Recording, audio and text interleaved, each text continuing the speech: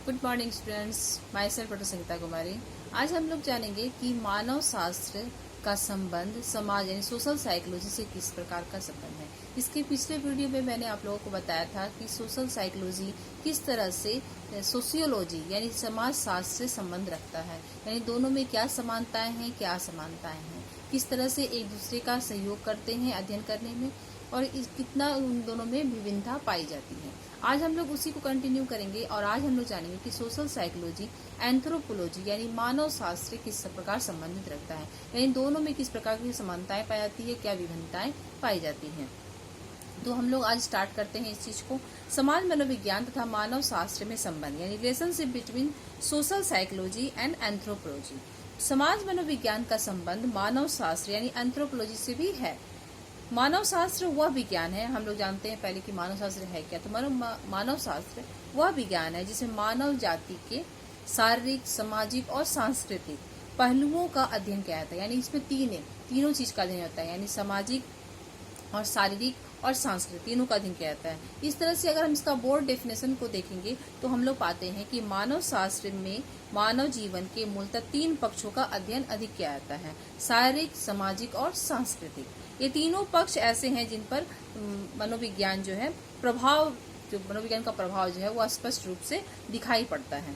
इस पर लिंटल ने 1936 में कहा है कि मानव शास्त्र की 2 मुख्य शाखाएं यानी ब्रांचेज हैं, शारीरिक मानव शास्त्र यानी फिजिकल एंथ्रोपोलॉजी तथा सांस्कृतिक मानव शास्त्र यानी कल्चरल एंथ्रोपोलॉजी। यानी जो लिंटल है 1936 में इन्होंने मानव शास्त्र को 2 भागों में यानी कि इसकी मुख्य जो ब्रांच है उनको 2 भागों में बांटा है। पहला जो बोलेंगे हम लोग फिजिकल एंथ्रोपोलॉजी और दूसरा है कल्चरल एंथ्रोपोलॉजी। तो हम लोग पहले जानते हैं कि इसके विषय वस्तु क्या है।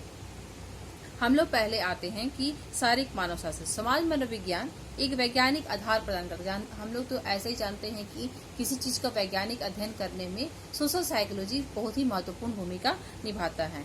तो शारीरिक जो मानव शास्त्र है यानी कि फिजिकल एंथ्रोपोलॉजी है, इसमें इसका क्या योगदान है ये हम लोग आज जानते हैं। इसके आगे कि शारीरिक मानव शास्त्र में प्रजातीय विभेद यानी रेशियल डिफ्रेंसिएशन एंड संस्करण यानी हाइब्रिडाइजेशन, मूल व्यक्तित्व पैटर्न्स यानी बेसिक पर्सनैलिटी पैटर्न्स आदि का अध्ययन किया जाता है। यानी शारीरिक जो हमारा मानव शास्त्र है उसमें इन तीनों चीज का अध्ययन किया जाता है। मानव शास्त्र में इन सारे पहलुओं का प्रभाव व्यक्तियों के व्यवहारों पर पड़ता है, यानी इन सारी चीजों का प्रभाव जो है वो व्यक्ति के व्यवहार पर पड़ता है। फलस्वरूप व्यक्ति इनके अंदर ही अंतःक्रियाएं करती है यानी इंटरेक्शन होती है जो समाज मनोविज्ञान के अध्ययन का विषय वस्तु बनता है। यानी इसी के आधार पर समाज मनोविज्ञान का विषय वस्तु बनता है। दूसरी तरफ जो है शारीरिक मनोशास्त्री जो होते हैं अपने विषय वस्तु जैसे कि रेशियल डिफ्रेंसिएशन यानी प्रजातीय विभेद तथा मूल व्यक्तित्व पैटर्न्स को समझने के लिए समाज मनोविज्ञान के सिद्धांतों और नियमों का विशेष सहारा लेते हैं। यानी अगर मानव जो शास्त्र है इन लोगों को अगर रेशियल डिफ्रेंशिएट जानना हो या हाइब्रिडाइजेशन जानना हो तो इन दोनों को जानने के लिए उन लोगों को सोशल साइकोलॉजी की सहायता लेनी पड़ती है।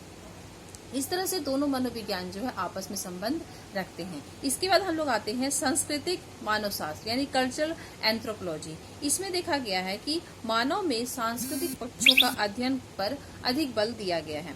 यानी मानव संस्कृति कैसे उत्पन्न होती है, कौन कौन से इसके कारक यानी इनके कौन कौन से फैक्टर हैं जो इन्हें प्रभावित करते हैं, समाज जिनसे सांस्कृतिक परिवर्तन यानी कल्चरल चेंज में तीव्रता आती है, मानव के धर्म, विश्वास, रीति रिवाज आदि का कैसे विकास होता है, इन सभी चीजों का अध्ययन सांस्कृतिक मानव शास्त्र में होता है।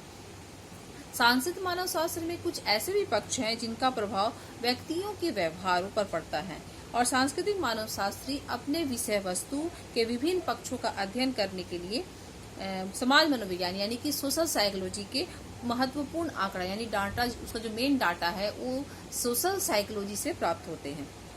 दूसरी ओर जो होता है समाज मनोवैज्ञानिक भी सांस्कृतिक यानी समाज मनोवैज्ञानिक जो है वो भी सांस्कृतिक मानव शास्त्री को व्यक्तियों के स्वभाव के बारे में अध्ययन कर उसे समाज एवं संस्कृति के मूल तत्वों से अवगत कराते हैं। किसी भी समाज की संस्कृति को यथावत यानी तब तक समझा हम लोग नहीं जा सकता, यानी यथावत जिस कंडीशन में है अभी समाज का जो सांस्कृतिक पहलू है उसको समझने के लिए समाज के व्यक्तियों के व्यवहारों के मूल तत्वों को समझाना चाहिए। यानी कि जब तक हम व्यक्ति का जो पर्सनल अपना अपना एटीट्यूड होता है, उनके व्यवहारों को जब तक सोशल साइकोलॉजिस्ट उससे समझ नहीं लेते हैं, उन्हें मानव शास्त्री को समझा मतलब नहीं अपने विचार से अवगत करा देते हैं, तब तक इसकी आगे अध्ययन करना मुश्किल होता है। इस तरह से सांस्कृतिक मानव शास्त्र और समाज मनोविज्ञान एक दूसरे से काफी संबंधित है। यानी कि सोशल साइकोलॉजी जो होते हैं वे साइकोलॉजिस्ट जो होते हैं वे समाज के जितने भी लोग हैं उनके व्यवहारों का अध्ययन करते हैं, उनके सांस्कृतिक व्यवहारों का अध्ययन करते हैं, फिर उन्हीं के आधार पर जो डाटा प्राप्त होते हैं उन्हीं का उपयोग करके जो होते हैं मानव शास्त्री जो होते हैं उन लोग उसके आधार पर अपना निष्कर्ष निकालते हैं, यानी वो लोग फिर उस अध्ययन को आगे बढ़ाते हैं और उसके आधार पर अपना अध्ययन करते हैं। इस तरह से दोनों समाज जो है जो दोनों एक दूसरे से बहुत ही संबंधित है। इसके अलावा भी समाज मनोविज्ञान और मानव शास्त्र में कुछ डिफरेंस पाई जाती है, यानी इसके मेथड में भी कुछ अंतर पाई जाती है, जिस तरह से सोशियोलॉजी के बीच में भी अंतर पाया गया था। पहला अंतर से पाया जाता है विषय वस्तु को लेकर यानी सब्जेक्ट मैटर को लेकर।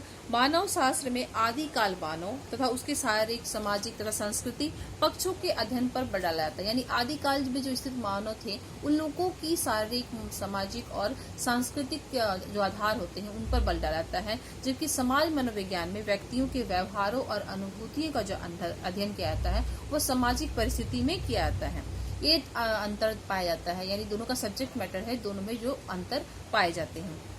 इसका दूसरा जो अंतर है जो हमारा सोशियोलॉजी में भी था अंतर कि दोनों को अध्ययन करने की जो विधि है दोनों में ही अंतर पाया जाता है। यानी समाज मनोवैज्ञानिक सोशल साइकोलॉजिस्ट जो होता है इन लोगों का अध्ययन का मुख्य आधार जो होता है एक्सपेरिमेंटल मेथड होता है, यानी लोगों के व्यवहारों का स्वभावों का मनोवृत्तियों का जो अध्ययन करते हैं सोशल साइकोलॉजिस्ट वो उनका मेन जो होता है एक्सपेरिमेंटल यानी प्रयोगात्मक विधि का उपयोग करते हैं, जबकि मानव जो शास्त्री होते हैं उन्हें अगर अपने विषय वस्तु का अध्ययन करना होता है तो वे उस समुदाय में रहकर यानी जिस समुदाय का मान लीजिए उनको अध्ययन करना है तो उस समुदाय में वे रहते हैं, रहकर उनके समुदाय में रहकर मानव शास्त्री समुदाय के जो व्यक्ति होते हैं उनके रीति रिवाज धर्म और विश्वास आदि का ऑब्जर्वेशन करते हैं यानी प्रेक्षण करते हैं। यानी किसी भी समुदाय के बारे में अगर उसको पूरी जानकारी प्राप्त करनी होती है मानव शास्त्री को तो वे उस समुदाय में जाकर रहते हैं और अपने ऑब्जर्वेशन के आधार पर निष्कर्ष निकालते हैं और उसका एक रिपोर्ट तैयार करते हैं यानी अभिलेख तैयार करते हैं, जिसके आधार पर वो निष्कर्ष निकालते हैं। यानी वो खुद उस जगह पे जाते हैं, रहते हैं, उन लोगों के साथ उनकी भावनाओं को उनके स्वभाव को उनके रीति रिवाज को खुद देखते हैं और उसके बाद ही वो कुछ अभिलेख या रिपोर्ट तैयार करते हैं, जिसके आधार पर ही लोगों को उसकी जानकारी दी जाती है। इस तरह से समाज मनोविज्ञान जो है यानी सोशल साइकोलॉजी जो है एंथ्रोपोलॉजी यानी मानव शास्त्र में भी विभिन्नता और समानताएं पाई जाती है, यानी कुछ पक्षों में समानताएं हैं और कुछ पक्षों में विभिन्नताएं पाई जाती हैं। और इस तरह से देखा गया कि समाज मनोविज्ञान का एंथ्रोपोलॉजी और सोशियोलॉजी दोनों के साथ में कुछ पक्षों में समानता है और कुछ पक्षों में असमानताएं पाई जाती हैं। आज के लिए इतना ही, नेक्स्ट वीडियो में मैं नेक्स्ट टॉपिक लेकर आऊंगी। इसके लिए थैंक यू।